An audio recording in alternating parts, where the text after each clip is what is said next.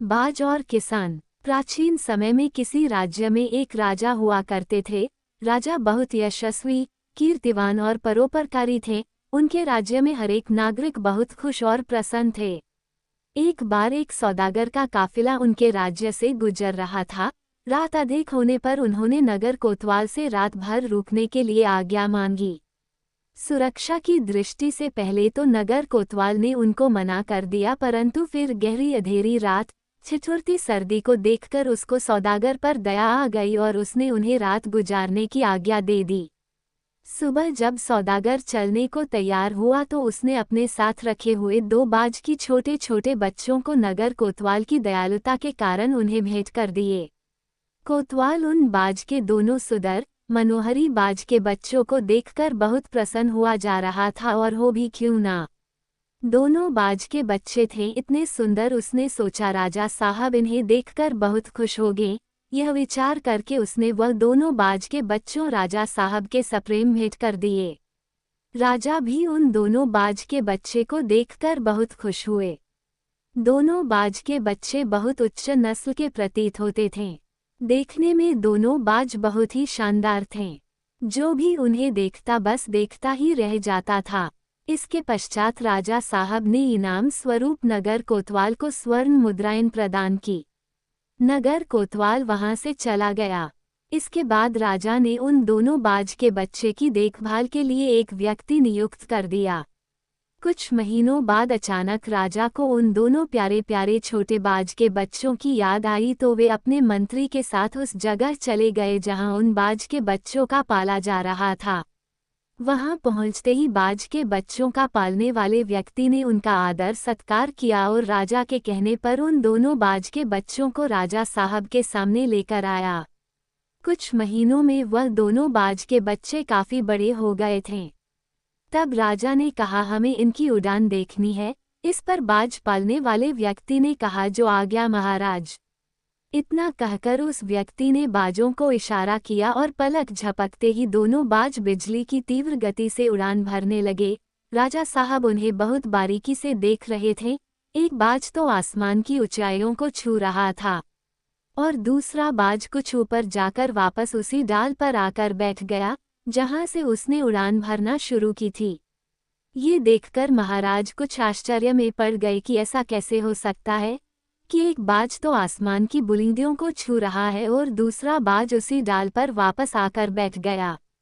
ये क्यों नहीं उड़ना चाह रहा है? राजा ने ये सवाल उस बाज की देखभाल करने वाले व्यक्ति से कहा, क्या बात है, ये दूसरा बाज उड़ क्यों नहीं रहा? हाँ महाराज, ये बाज शुरुआत से ऐसा ही है। इसके साथ यही समस्या है कि वो इस पेड़ की डाल को छोड़ता ही नहीं। राजा दोनों बाजों को बहुत प्यार करता थे और महाराज चाहते थे कि दूसरा बाज भी पहले बाज की तरह आसमान की ऊंचाइयों को छुए। इसके बाद पूरे नगर में इस बात की मुनादी करवा दी गई कि जो भी व्यक्ति इस बाज को ऊंचा उड़ाने में कामयाब होगा उसे बहुत सारा इनाम दिया जाएगा। फिर तो दरबार में एक से बढ़कर एक विद्वान आए और अपनी तरफ से पूरी कोशिश के बाज को उड़ाने की, परंतु कोई भी सफल नहीं हो पाया। वह बाज थोड़ा सा उड़कर आता और डाल पर आकर बैठ जाता। धीरे धीरे समय बीतता जा रहा था और कुछ सप्ताह बाद जब एक दिन महाराज उधर से गुजर रहे थे, तब अनायास उनकी आंखों ऊपर आसमान की ओर उठ गई और वे आश्चर्य से ऊपर ही देखते रह गए, क्योंकि आकाश में वे दोनों बाज के बच्चे जो अब बड़े हो चुके थे, आसमान की ऊंचाइयां भी छू रहे थे। जबकि पहले केवल एक ही बाज ऊपर ऊंचाई तक जाता था और दूसरा थोड़ा ऊपर जाकर वापस डाल पर बैठ जाता था। राज ने तुरंत अपने सेनापति से उस आदमी का पता लगाने के लिए कहा जिसने उस बाज को उड़ाने का कमाल कर दिखाया था। वह आदमी नगर का एक किसान था। अगले दिन राजदरबार में वह आदमी हाजिर हुआ। महाराज ने उसे इनाम स्वरूप बहुत सारी स्वर्ण मुद्राएं दी और कहा, मैं तुमसे बहुत खुश हूँ। मैं तुमसे वह राज जो जानना चाहता हूँ जिसकी मदद से तुमने यह असंभव कार्य कर दिखाया, क्योंकि तुमसे पहले ना जाने कितने विद्वान ज्ञानी लोग नहीं कर पाए। राजा की आंखें में उत्सुकता की चमक देखकर वह मामूली किसान बोला, महाराज मैं तो आपके राज्य का एक मामूली सा किसान हूँ, मैं ज़्यादा ज्ञान की बातें नहीं जानता, मैंने तो सिर्फ ये देखा कि यह बाज का बच्चा थोड़ी ऊपर उड़ने के बाद वापस आकर उसी डाल पर बैठ जाता है, तो मैंने वह डाल काट दी। क्योंकि यह बाज उसी डाल पर बैठने का आदी हो चुका था, और जब डाल ही नहीं रहेगी तो वह कहाँ आकर बैठेगा। मजबूरीवश अब वह बाज अपने साथी बाज के साथ आसमान में ऊंची उड़ान भरेगा, और इसके बाद वह बाज भी अपने साथी बाज की तरह आसमान की बुलंदियों को छूने लगा। किसान बोलता जा रहा था कि महाराज, जीवन में सभी मनुष्य ऊंचा उड़ने के लिए ही बने हैं, लेकिन कभी कभी हम जो कर रहे होते हैं ना, हम उसके इतने आदी हो जाते हैं कि अपने क्षमता, काबिलियत, ऊंचा उड़ने की शक्ति को भूल ही जाते हैं।